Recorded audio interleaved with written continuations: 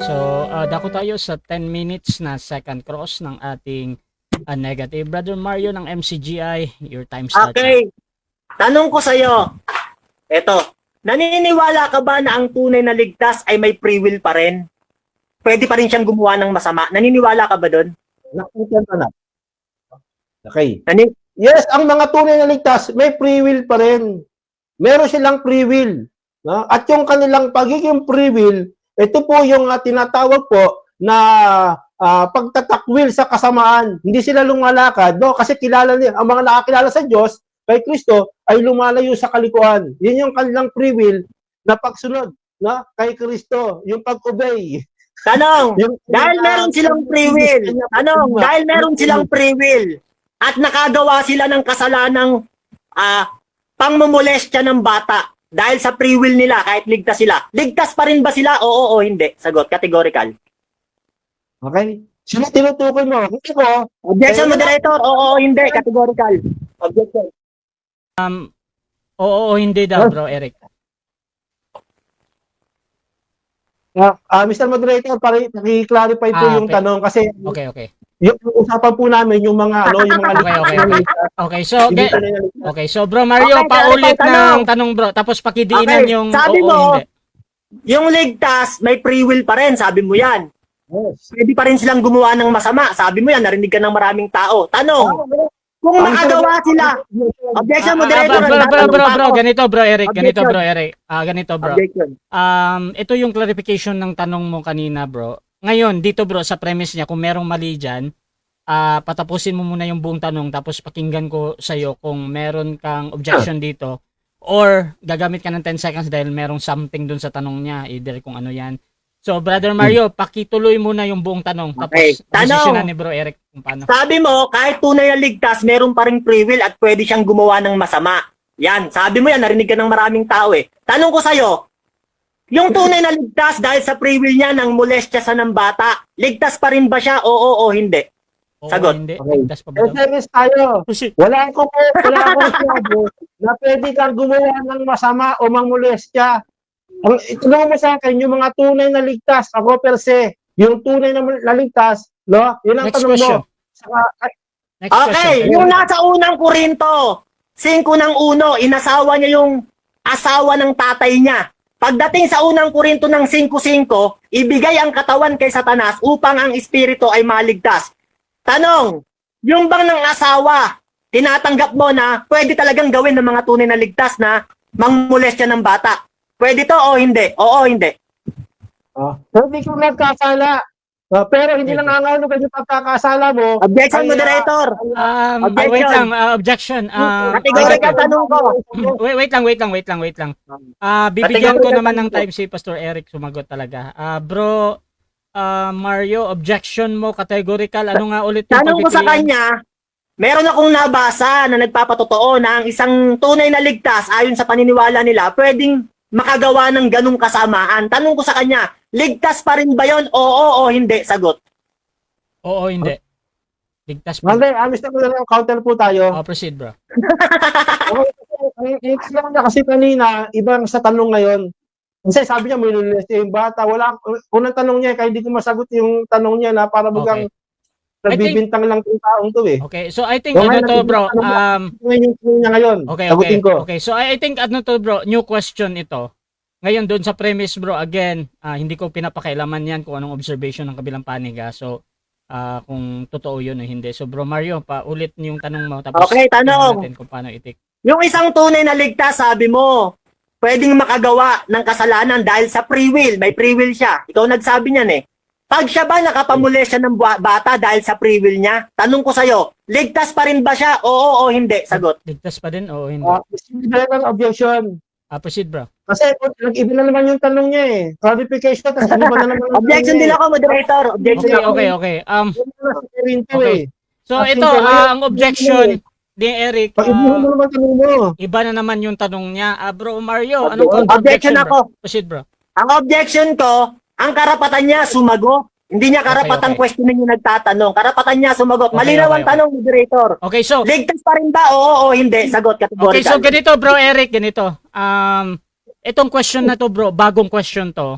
Tapos, ito yung context ng question niya patungkol doon sa binigyan daw ng free will at magkakasala pa. Plus, kung mang-rape daw ang isang tao na yan na sinasabing ligtas. Ngayon, ligtas pa din ba daw? Yes or no? So, yes or no to, bro Eric? Okay, hindi ligtas Hindi. siya kasi unang-una hindi naman tunay na mananampalataya yun. Wait lang. Sasagot Hindi pa. yan tunay na mananampalataya eh. No, kasi gumamit siya ng talata. Huwag siyang mamulis siya ng bata. Huwag ganun eh. Gumamit siya ng talata per se. Kaya hindi tunay na ligtas yun. Gamitan mo ako ng mga tunay na ligtas na nagkasala. Huwag kang kukuha sa ibang sa mga sapanta mo, sa isip mo. Okay, next question. Next Doon question. sabi mo, gamitan kita ng tunay na ligtas na nagkakasala. Doon sa unang Korinto, ng 5 ng 1, inasawa niya yung asawa ng tatay niya. Pagdating sa unang Korinto ng 5:5, ibigay ang katawan kay Satanas upang ang espiritu ay maligtas. Tanong ko sa'yo, ligtas ba yon o hindi? Sure. Yan ang gusto ko sa'yo. Gagamit ka ng talata. Objection, moderator, categorical ang tanong ko. Wait lang. Nagiging technical dito, bro Eric, si Brother Mario. Gusto niya yung pagpipilian. Bro Mario, paulit ng pagpipilian, bro. Tanong ko sa'yo, yun ba na inasawa niya?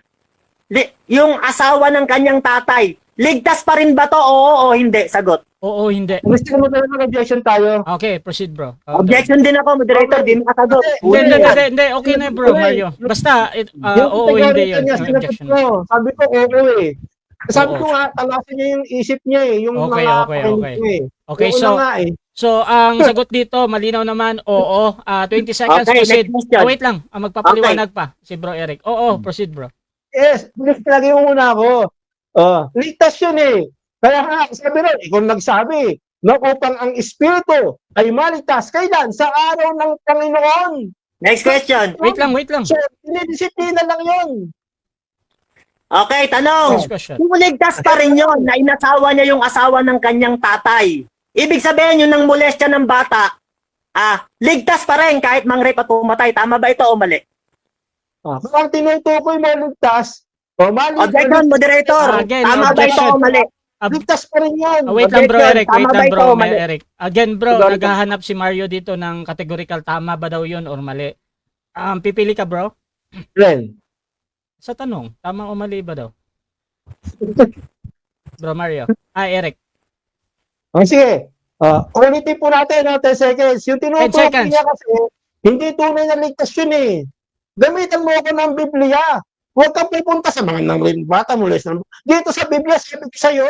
Next O, question. sa ibang Next question. Okay, next question. Sabi mo, hindi tunay na ligtas yun. Binasa ko yung unang Korinto 5:1, pati 5:5. Sabi mo kaganina, tunay na ligtas yun kahit inasawa niya yung asawa ng kanyang tatay. Pero sinasagot mo ngayon, hindi ligtas. Ano ba talaga ang dapat paniwalaan ng tao? Sa sinasabi mo. Sagot. Yung Biblia ko, na nagsasabi ng totoo kasi yung konsepto ng aral mo, yung argumento mo, pumunta ka sa Korinto, tapos pumunta ka naman sa labas. Kung sa Korinto, sasagutin ka sa Korinto. Pag pumunta ka sa labas, sasagutin ka sa labas. Kapag sinabi mo numulas siya, hindi tunay na ligtas yun kasi sa puntahan mo lang yun, naligtas yun. Sa sarili mo lang nang galing naligtas yun eh. Okay, next question. Next question. Sabi mo kaganina, tunay na ligtas yun. Ngayon naman, sabi mo, hindi tunay na ligtas yun. Ano sa dalawang maling sagot mo ang dapat paniwalaan ng tao? Tunay na ligtas yun o hindi tunay na ligtas? Yung tunay na ligtas, yung sa Korinto, hindi yung puntahan mo na sa labas, na sa wala na ligtas yung na-rape ng bata, Okay, next question. Wait lang, bro. Wait lang.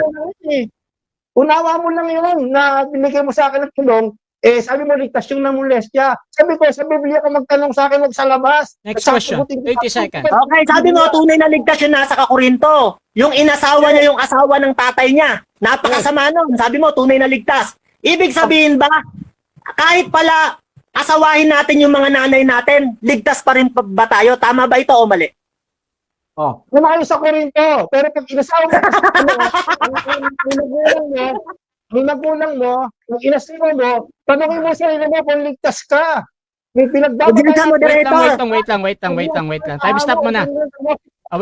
Time stop mo na. Another objection, bro Mario. Proceed. Sabi ko sa kanya, yung nasa Korinto, inasawa niya yung ano niya yung nanay niya nanay-nanayan niya Tinanong ko sa kanya, ligtas pa rin ba to o hindi? Sabi niya, ligtas. Tanong ko sa kanya, Eh kung asawahin natin ang mga nanay natin, ligtas pa rin pa ba tayo? Tama ba ito o mali? Okay, Categorical so yung tama or mali pa din to, Pastor Eric? Mali. Mali. Proceed. Mali yung argumento niya. Kasi ang tunay na argumento kay Kristo sa Biblia, sa Biblia ka magtanong eh. No? Ang mga anak kay Kristo, lumalayo sa kalikuan ngayon, sa pantahan mo lang yan eh.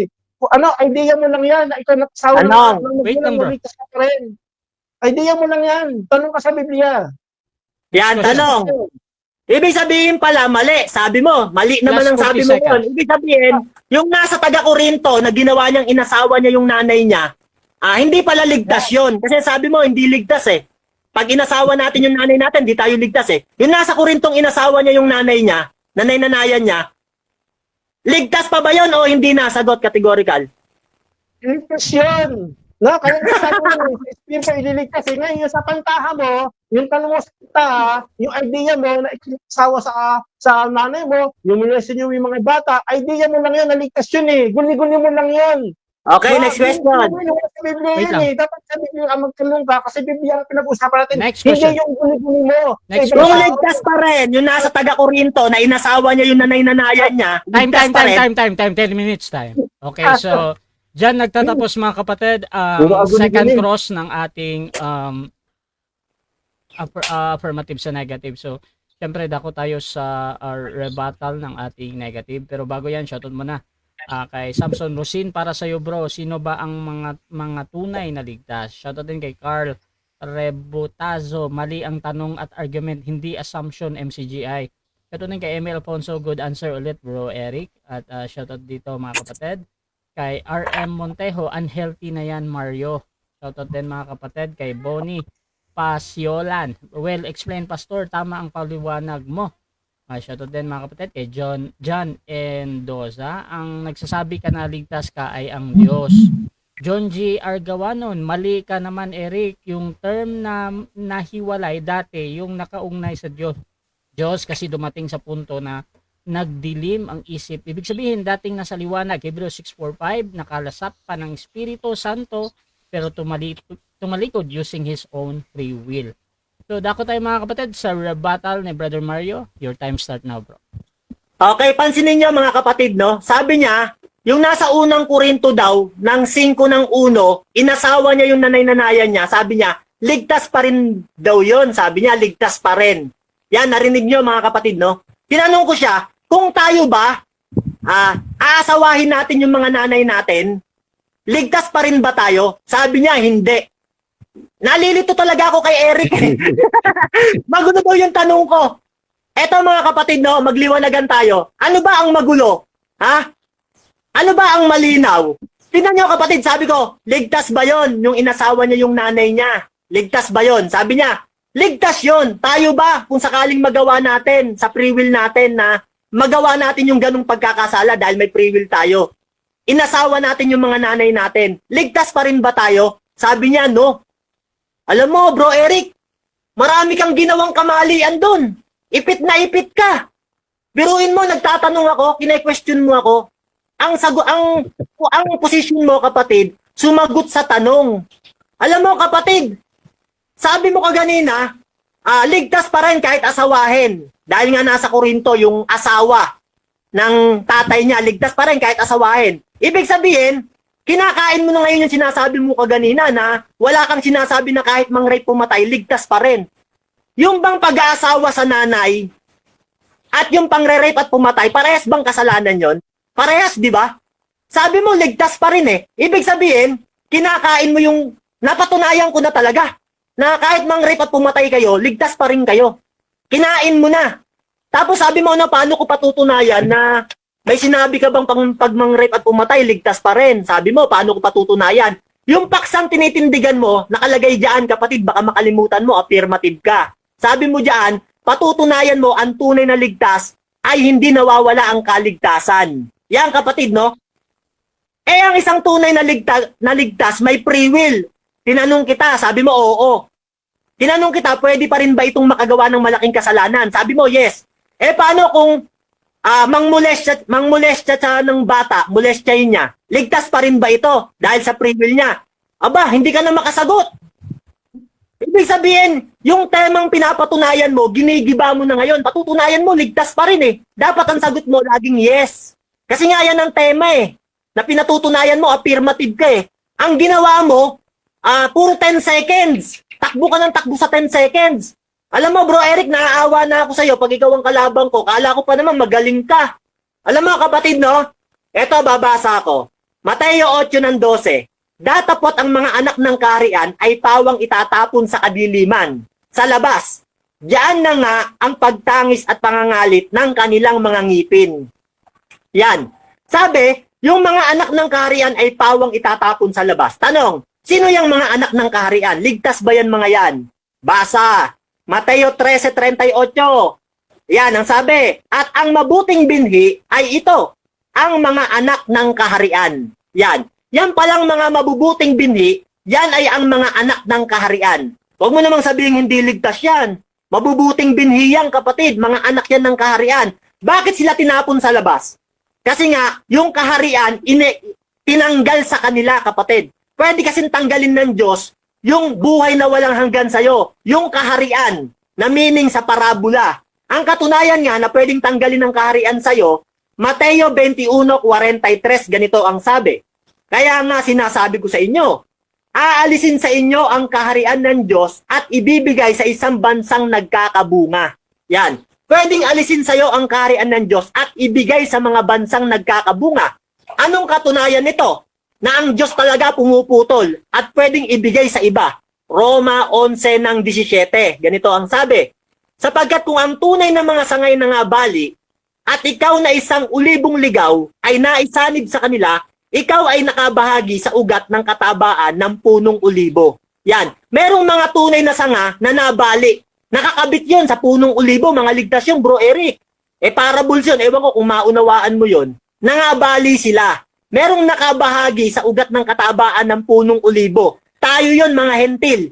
Yung ibang mga Hudyo na alis. Sabi mo kaganina, yung mga Pariseyo, pinapalabas mo, ako lang nagsasabing ligtas sila. Alam mo, totoong ligtas yun, nabali lang sila, natanggal, naputol. Kasi nga bakit? Mga nagpakasama, nahiwalay kapatid. Sabi mo pa kaganina, sabi mo, parang sinasabi mo, walang mababasang salitang nahiwalay. Ang linaw-linaw kapatid eh. Efeso 4:18, sabi diyan, na sa kadiliman ng kanilang pag-iisip, sila'y nangahiwalay sa buhay ng Diyos.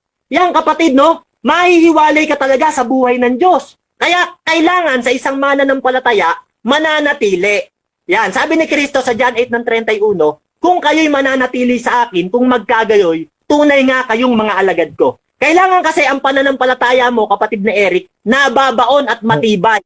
Ito sabi sa Kolosas ng 1:23, kung tunay na kayo'y mamamalagi sa pananampalataya, na nababaon at matitibay at di makikilo sa pag-asa sa ebanghelyo na inyong narinig, yan kapatid no, mamamalagi sa pananampalataya na nababaon, matibay, sabi ng Biblia. Bakit? Meron kasing mga tao na umuurong, hindi matibay. Kaya kapatid, yung kaligtasan, nawawala talaga yan. Ang katunayan nga sa mga tanungan, ang dami mong kinain. Ang dami mong kinain sa mga tanong ko, kapatid. Hinanapan mo ako ng ligtas na nagkakasala, bumasa ako sa'yo. Inasawa niya yung nanay niya. Yung nanay-nanaya niya, inasawa niya. Sabi mo, hanapan mo ako ng ligtas na nakakagawa ng gano'n. Binasa ko, meron. Sabi mo nga, ligtas yun eh. Tapos sasabihin mo naman, tinanong kita, sabi ko, pag tayo ba ng inasawa natin mga nanay natin, ligtas pa rin ba tayo? Kasi nga, ligtas yun nasa Korinto, sabi mo. Aba, sagot mo. Ay, hindi. Ibig sabihin, ang kaligtasan talaga nawawala. Kinakain mo na ngayon. Alam mo, pahiyang-pahiya ka na ngayon. Yung mga followers mo na lang naniniwala sa'yo eh. Bakit? Kasi nga pare-parehas kayo ng paniniwala. Sabi sa Roma 16:18, sapagkat ang mga ganyan ay hindi nagsisipaglingkod sa Kristong Panginoon natin, kundi dinadaya nila sa kanilang mabubuting pananalita at may inam na talumpati, ano pat dinadaya nila ang mga puso ng mga walang malay. Yan kapatid no, meron palang mga tao na dinaya yung mga puso ng mga walang malay. Kaya yung mga followers mo, mga nadaya nyo yan. Yan ang mga taong puso na mga walang malay. Pero kami kapatid, hindi mo kami madadaya. Bakit? Inaunawaan namin eh. Ang katunayan nga, yung magtatagumpay, sabi ng Biblia no, sa Revelation ng 3:11, panghawakan mong matibay, sabi diyan no. Kasi nga pwedeng mawala eh. Yung magtatagumpay, sabi sa Revelation ng 2 ng 7, bibigyan ng putong ng buhay. Kasi nga yung natanggap nating kaligtasan, hindi pa talaga totally nakuha natin yung buhay na walang hanggan. Ibibigay pa yan sa mga magtatagumpay. Yan ang di nyo naunawa ang mga taga-osas. Sa inyo kasi buhay na walang hanggan na kaagad eh. Kaya para kahit mamatay kayo, para kayong may trono na sa langit. Kailangan pang magtagumpay kapatid. Kaya sabi sa Revelation ng 3 ng 11, panghawakan mo ngang matibay. Kaya sabi sa Hebrews ng 38, ang aking matuwid ay mabubuhay sa pananampalataya. Datapwat kung siya'y umurong, ay hindi kalulugdan ng aking kaluluwa. Yan kapatid, no? Merong mga tao talagang umuurong. Ang katunayan nga, James 5 ng 20. Sabi diyan, ay alamin nito na ang sino mang taong nagpapabalik loob sa isang taong makasalanan ay magliligtas ng kanyang kaluluwa sa kamatayan. Yan, sabi diyan, no? Nagpapabalik loob sa isang taong makasalanan. Bakit pinababalik loob? Kasi nga dati nang nasa Diyos. Kailangan mong pabaliking loob kasi nga, mapapahamak siya sa impyerno. Yan, ililigtas mo ang kanyang kaluluwa sa kamatayan. James 5 ng 20. Huwag mo naman sabihin hindi ligtas yan, bro Eric. Pinababalik loob nga eh. Ibig sabihin, dati nang nasa Diyos. Yan kapatid, no? Kaya mo bang gibain yung mga talata na yan? Pumuputol talaga ang Diyos pag nagpapakasama ng isang mananampalataya. Ang katunayan nga, Roma 11:22. Sabi diyan, no? Masdan mo nga ang kabutihan at ang kabagsikan ng Diyos. Datapwat ang kabutihan ng Diyos ay sa iyo kung mananatili ka sa kanyang kabutihan. Kung sa ibang paraan man, ikaw ay puputulin. Yan kapatid, no? Puputulin ka kung sa ibang paraan kung di ka mananatili sa kabutihan ng Diyos. Yan. Merong mga taong hindi nakaabot sa biyaya ng Diyos. Kapatid, hindi mo yan nauunawaan kasi sabi ng Mateo 13:13, kahit umunawa kayo ng umunawa, di kayo makakaunawa. Sabi sa ikalawang Timoteo, lagi kayo nagsisipag-aral, di kayo nakaalam ng katotohanan. Lahat ng madadala nyo sa relihiyon nyo, kawawa. Kayo ang pinakamasamang relihiyon eh. Yan ang totoo eh. Biruin mo, asawahin yung nanay, ligtas pa rin. Tas kanina, ayaw mong tanggapin, wala kang sinabi. Pero sa mga tanungan, inaamin mo na, ligtas pa rin kahit asawahin yung nanay. Kinain mo na, bro Eric. Ang dami mong kinakain ng mga sinasabi mo. Napatunayan ko ba? Nagiba ba ang poste? Gibang-giba. Alam mo kung mapapanood tong video na to ng maraming tao, lampaso ka rito eh. Ang totoo yun, talaga totoo eh. Sana makabawi ka sa rebuttal. Kasi alam mo, points ka nga eh. Kasi maaawa ko sa'yo, may puso pa rin ako ng espiritu eh.